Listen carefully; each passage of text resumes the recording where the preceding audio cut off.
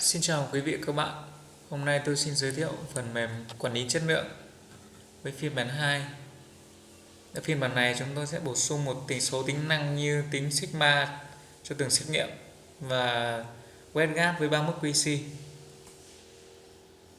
Ở phần trước chúng tôi video trước chúng tôi giới thiệu phần mềm quản lý chất lượng thì cũng giống như lần trước là cũng có gồm 6 phần chính. Phần setup QC limit, đây chúng ta sẽ có 3 mức QC. Với phòng xét nghiệm chạy một mức, hai mức hay 3 mức thì biểu đồ Jennings và Westgard sẽ tương ứng luật theo từng mức.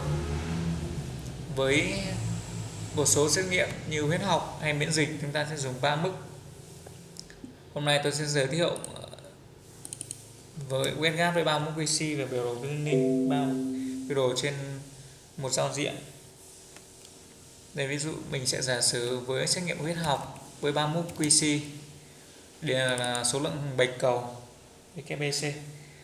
Giả sử với QC 1 giới hạn kiểm soát là 1,8 đến 3,0 ạ. Số lô QC là 123. Đây mình ví dụ ạ, hạn sử dụng tháng 11 2018, mình chạy là tháng 11 2016. Đơn vị giga/lít với QC 2 ạ, là 5,6 đến 7,2 456. Hạn sử dụng 11 2018 6 giga/lít với mức QC 3 từ 16 chẳng hạn đến 20 7/9 2016.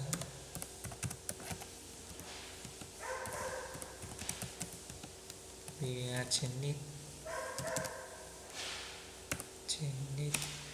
tôi cũng sẽ ví dụ luôn với 2 mức QC.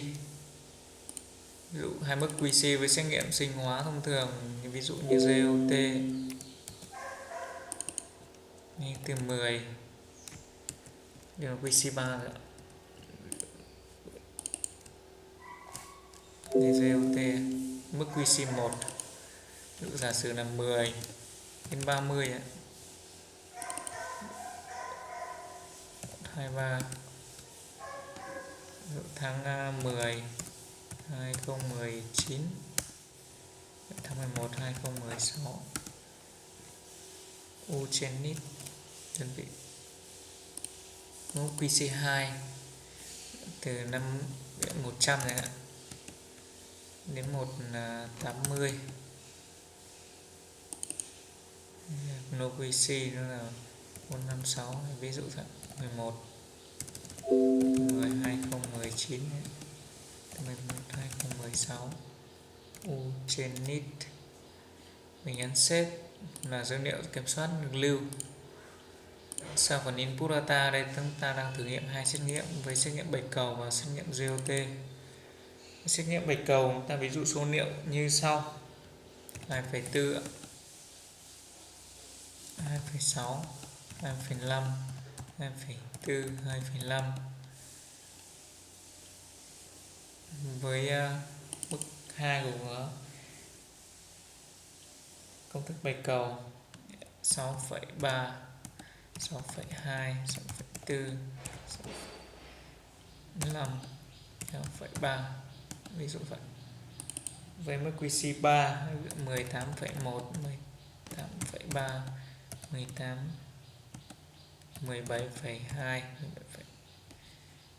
17,9 7,8 17,6. Mình lưu luôn được, hoặc là khi mình nhập xong cái test GOT mình lưu GOT từ 10 đến 30. Từ 10 đến 30 chúng ta sẽ nhập ví dụ 16 17 15 8. Với mức QC 2 mình được 100 đến 180 thì mình ví dụ số liệu như là 145 140 38139 lưu xếp. Ok, chúng ta sẽ xem biểu đồ reasoning bên này. Đây là với xét nghiệm GOT với 3 mức QC, cũng qua các đại lượng thống kê như sau: N số lần chạy, min giá trị trung bình, SD CV%, số lô, hạn sử dụng, tháng chạy và đơn vị. Ở đây chúng ta sẽ nhìn trực quan được 3 mức QC. Các điểm sẽ được nối với nhau để nêu bật các xu hướng, và cũng đánh giá các điểm QC nằm ngoài giới hạn kiểm soát. Đây chúng tôi đã chú thích cho các bạn là giới hạn kiểm soát đây trừ SD min cộng dương 1 SD và dương 2 SD. Với 3 mức QC thì chúng ta sẽ quan sát được đầy đủ trong một biểu đồ. Chúng ta có thể chạy rất là nhiều lần chạy. Ở đây chúng tôi sẽ để rất là lớn, hơn 200 lần chạy. Đây còn hiển thị chúng ta sẽ để hiển thị từ ngày số 1 đến ngày 31 là quản lý theo tháng. Kích sang xét nghiệm GOT, chúng ta thấy là chúng ta chỉ cài đặt 2 mức QC. Thì đây chúng ta sẽ chỉ hiển thị 2 biểu đồ Reasoning với mức QC1 và QC2. Cũng như phần đếm số công thức bạch cầu, số lượng bạch cầu thì chúng ta cũng có đầy đủ các thông số, đại lượng thống kê như trên. Mà có một phần nữa là chúng ta cũng có thể lưu biểu đồ giống như phiên bản cũ. Đây giả sử mình lưu với biểu đồ với 3 mức QC. Chúng ta lưu lên scope chẳng hạn số 1. Nên giả sử nữa mình sẽ xem với biểu đồ với 3 mức QC. Đây là biểu đồ với 3 mức QC với xét nghiệm số lượng bạch cầu. Mình có thể in ấn vào đây, mình bỏ tích dấu tích cho fit picture to frame để hiển thị in tất cả. Mình kích pin này mình sẽ in nữa. Và phần nữa, trong phần input data thì chúng ta cũng có thể backup dữ liệu QC hàng ngày của tất cả các xét nghiệm ra một file Excel để chúng ta lưu trữ hoặc chúng ta tham khảo. Đây khi ta sẽ export, mình sẽ chọn ổ để mình lưu. Để tôi ví dụ sẽ lưu ra desktop chẳng hạn, số 212 chẳng hạn. Để chúng ta sẽ vào xem dữ liệu QC. Đây, ở đây chúng ta có các mức và số lượng test mình cài đặt. Đây là số ngày mình chạy. Với mức QC2 cũng vậy, đây số ngày mình chạy. Đây chúng ta với mức QC1 thì mình sẽ đóng khung chẳng hạn.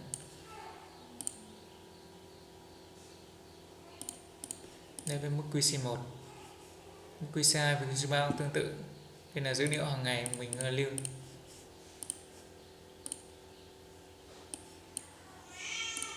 Sang phần Westgard thì hiện tại các điểm chạy của mình không vi phạm quy tắc Westgard nào cả.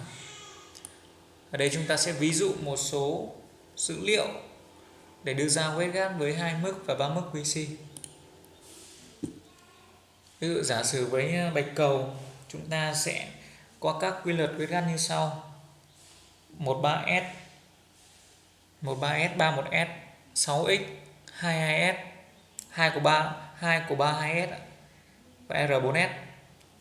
Thì ở đây chúng ta sẽ ví dụ một số lỗi như sau. Với mức 1 là giới hạn từ 1,8 đến 3,0, chúng ta sẽ ví dụ 1,7 chẳng hạn.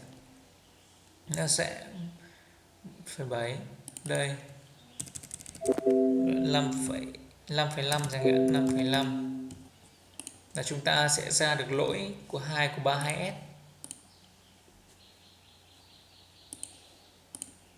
Đây ạ. Ngày thứ nhất, mức QC1 và QC2 vi phạm lỗi 2 của 32S.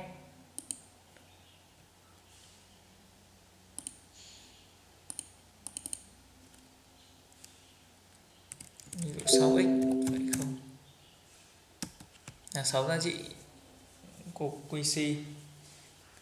6x có thể mình kết hợp giữa nhiều mức QC.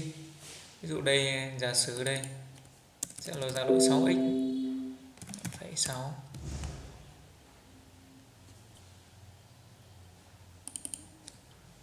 Từ đi sẽ ra rất nhiều lỗi hơn. 17,2 17,6. Xếp ok. Đây chúng ta thêm rất là nhiều lỗi như ngày số 2 này, mức QC1 vi phạm 13S, có nghĩa một giá trị nằm ngoài khoảng 3D. Ngày số 2 với mức QC1 và QC2 vi phạm 2 của 3S. Và ngày số 2 đây có nghĩa là 6 giá trị nằm dưới giá trị trung bình 6x. Đây biểu đồ về dinh nghiệm. Đây nằm dưới giá trị trung bình. Đây ngày số 2 mức QC1 âm 1 âm 3D đấy. Tương tự với các lỗi như R4S cũng vậy. Với test GOT ta có thể thử các lỗi như sau. Đây test GOT có số lỗi như là 22S chẳng hạn, 2S 19, đây sẽ là 98 chẳng hạn, chúng ta sử dụng 22S cũng kết hợp hai mức QC.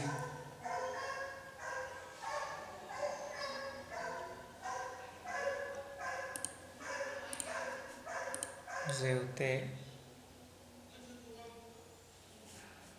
ta xem xem lại kiểm soát của GOT từ 10 đến 30 là 100.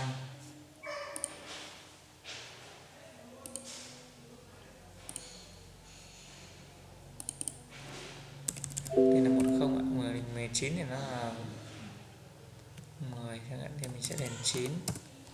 Ok, ấn xếp. Đây ngày thứ nhất ạ. Ngày thứ nhất chúng ta có một các lỗi vi phạm của test GOT như sau. Cái QC1 là vi phạm 12S này, QC2 cũng vậy. Thì chúng ta sẽ có một lỗi kết hợp ra QC là 22S, có nghĩa là hai giá trị nằm dưới âm 2D. Ví dụ một số lỗi như nữa về ví dụ 7x, 7 trang hoặc 10x chẳng hạn, ví dụ 7 trang các giá trị sẽ giảm xuống, nào giảm dần. Đây, ví dụ như là 10 đến 30 chẳng hạn, thì đây sẽ là 26 này, 25 này, 24 này. Thì mình phải giả sử số liệu thôi. 24 này, 23 này, 23, 22, 21, 20. Đây chúng ta đã đủ 7 giá trị. Chúng ta sẽ xem Westgard. Đây ngày thứ 7 này, test GOT mức QC1 vi phạm lỗi 7 trang. Đây là xu hướng lỗi hệ thống. Đây như các phần để lỗi ra như 2.3s là lỗi hệ thống này, shift error. Đây là lỗi ngày số 2 của mức QC1 của bạch cầu là 13s, có nghĩa là lỗi ngẫu nhiên này. Chúng ta phải tìm hiểu nguyên nhân và khắc phục sai số từ đây. Đây chúng ta sẽ sang giả sử một số liệu để mình sẽ lấy để tính sigma. Mình sẽ giả sử với số liệu của GOT chẳng hạn. Từ 10 đến 30, 15, 16.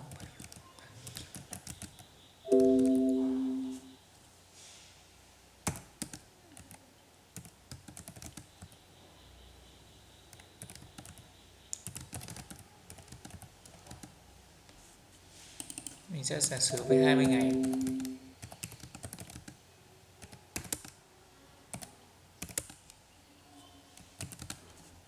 Nhấn lưu, ok. Sang phần tính toán, mình nhấn xếp để đẩy ra các công thức và mình tắt đi. Vật lại chúng ta sẽ nhìn thấy giá trị target value này, có các thông số mình chạy được, đẩy vào nhấn lưu, mình để ra công thức tính CV phần trăm. Ở đây chúng ta sẽ nhìn thấy cái gì target value này, SD là tần suất này, min. Với những trường hợp mà khi mình đã xây dựng giải xong phù hợp với phòng xét nghiệm mình thì cái giá trị trung bình của mình sẽ điền vào đây. SD cũng vậy, nó sẽ từ đầy biểu đồ. Còn các trị min, SD, CV này là các giá trị chạy của mình hàng ngày của mình. Ở đây mình sẽ đưa ra các thông số tính toán như sau: là CVH là CV cộng dồn, CV tham chiếu, CV ngoại kiểm, CV nhà sản xuất, SD lưu khi mình xây dựng giải QC mới, TE là tổng sai số tối đa của xét nghiệm, TA đây là khoảng tổng sai số tối đa cho phép mà tổ chức Clear, hiệp hội của Mỹ cung cấp. Sigma đây là thang sigma để đưa cho mình các giúp cho mình cũng là một tiêu chí trong quản lý chất lượng như TE. Ví dụ mình sẽ tra cái thông tin giới hạn tổng sai số tối đa của tổ chức Clear. Mình sẽ kích vào link ở đây ạ, sẽ ra một trang Westgard, công Westgard xây dựng.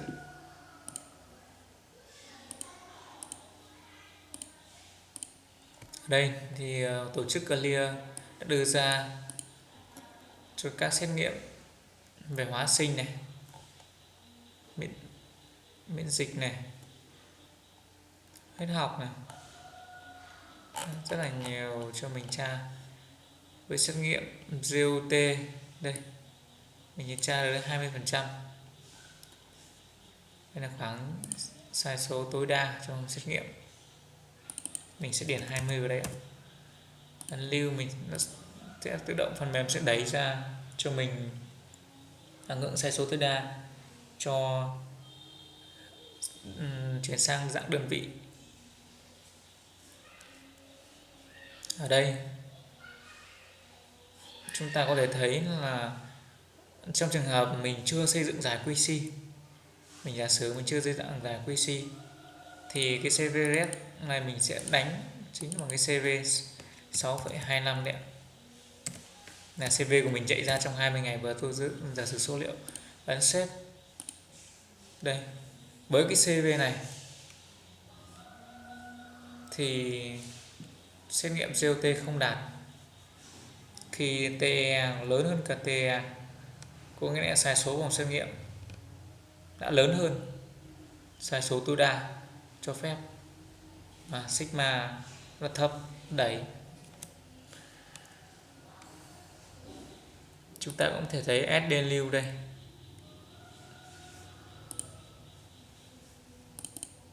với bộ số liệu của mình đưa ra mình không đạt yêu cầu.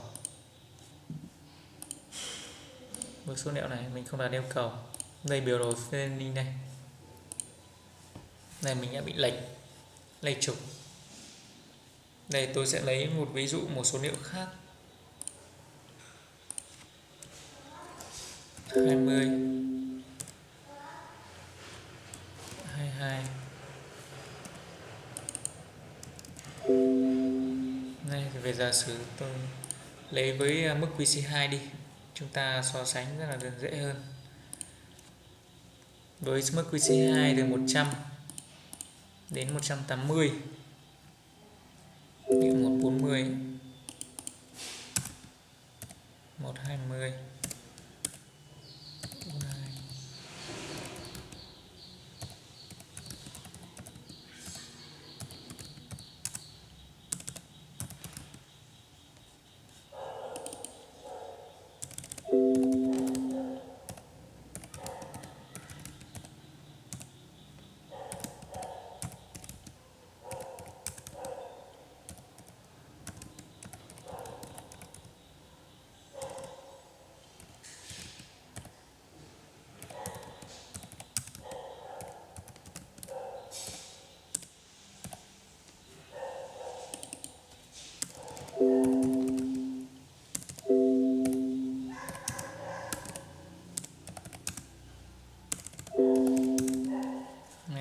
được số liệu như vậy. Đây mình sang phần tính GOT với mức QC2. Đây mình giả sử với mình sẽ đánh 14,25, đây là CV mình đạt được. Xếp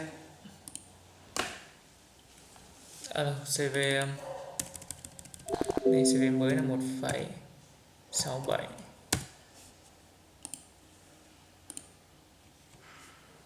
Đây là 20%.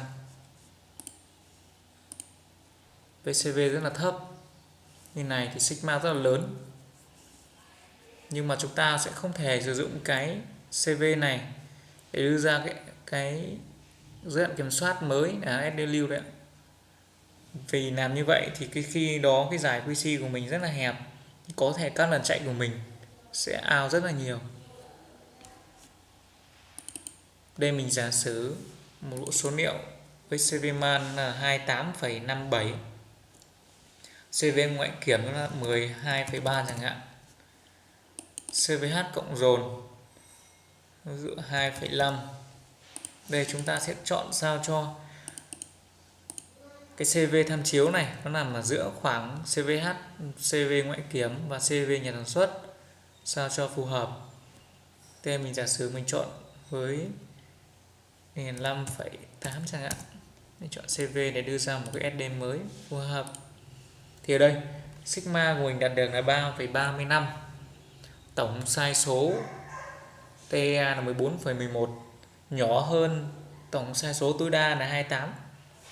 Đây TEA vẫn đạt với mức QC2 và SD new nó là 8,16, là mình có thể sử dụng cái SD mới này làm giải mới cho phòng xét nghiệm mình với số lượng đủ lớn, các mức chạy yêu cầu phải lớn hơn 20 lần chạy, và mình sẽ tổng hợp được CVH là CV cộng dồn, nghĩa là CV của phòng xét nghiệm mình khi hệ thống mình ổn định, và CV ngoại kiểm mình cũng lấy từ chương trình ngoại kiểm mình tham gia, và CV man đây là mình CV nhà sản xuất.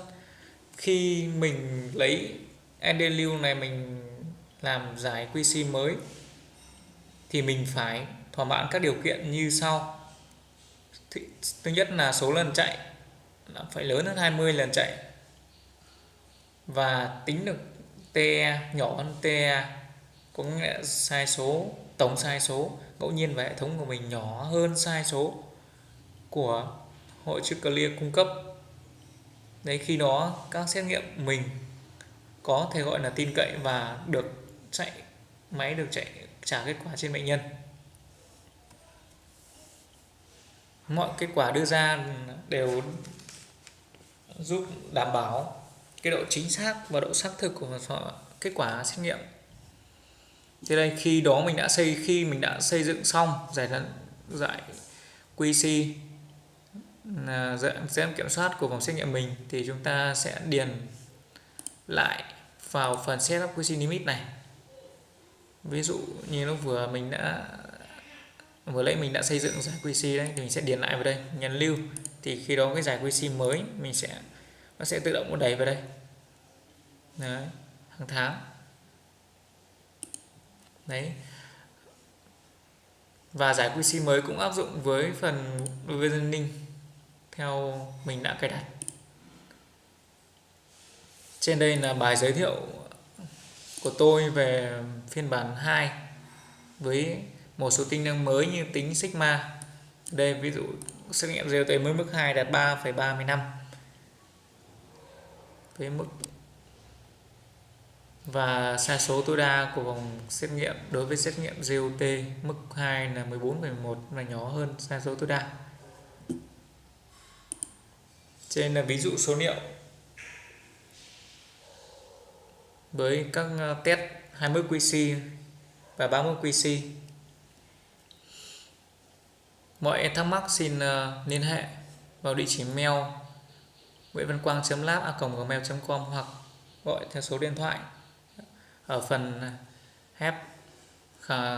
Mình sẽ giải đáp và tư vấn cho các bạn về phần mềm cũng như mọi công tác trong quá trình quản lý chất lượng. và khắc phục sai số trong phòng xét nghiệm khi kết quả QC không đạt. Xin cảm ơn quý vị đã lắng nghe.